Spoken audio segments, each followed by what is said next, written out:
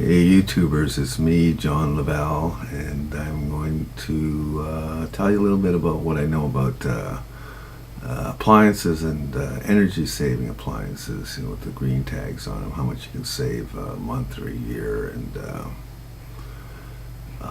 that stuff I'm going to tell you. I've actually had people, I'll tell you right off the top, I've had people tell me how un-American I am. And by the way, I'm not American, I'm Canadian. Not that that matters. Anyways, I'm un-Canadian.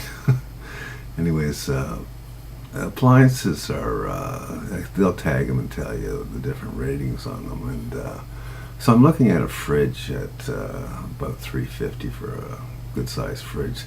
And the next one too is the same size fridge. It's basically the same thing. And but it's $14.95, and I'm thinking, okay, which one would I buy for my money? So I'm reading the specs on the thing, and apparently I'm going to save $3 a month on my energy bill because it's one of these energy-saving devices, and so I don't really need a calculator to figure out how much I'm going to save a year. I'm looking at about what is it, $36. Anyways, that's a far cry from the price difference. Now, why they're offering this is because they're making a bucket a load of money out of basically the same fridge. There's nothing really different to it. The reason why it's getting this rating is because it's put in a lab under lab conditions, and meaning that they put exactly the right amount of food in the fridge to maximize its efficiency, and then the door is open and closed only so many times. It's not the same as it would be, say, your house where your kid's got his head in the fridge and can't decide what he wants to eat. It doesn't account for that, so you're probably not going to see a savings at all, especially on the price. You're going to pay what's $350 to close to $1,500. A big price difference there.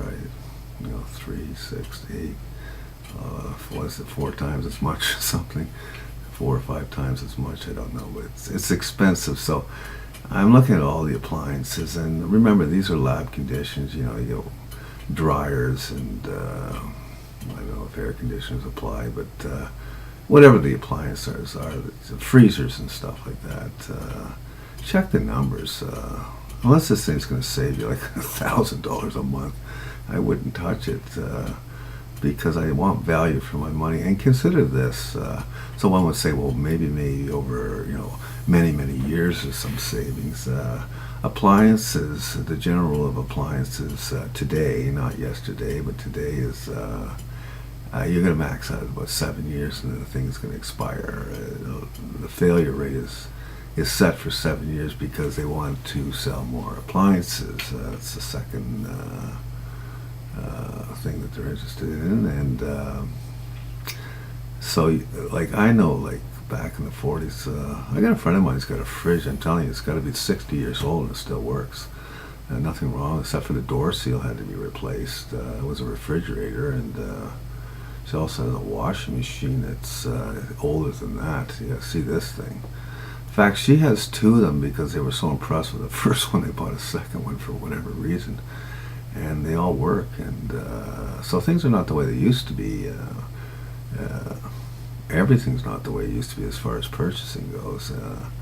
And the reason being is because if you don't do this, it kind of weakens the employment effort. So this is why it's done, but also cabbage money.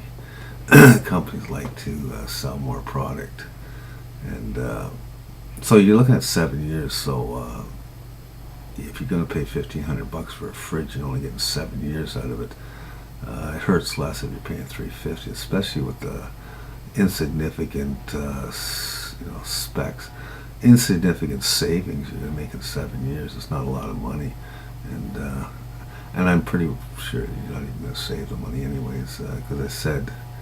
These are set up under ideal conditions. Even cars that are, to tell you what the fuel economy is. Ideal conditions. They're indoors.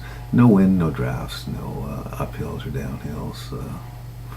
Nobody sitting in the seats. No extra weight. And so anyways, you got to watch out for that. When they tell you what the rating is of something, anything, take it with a grain of salt. See ya.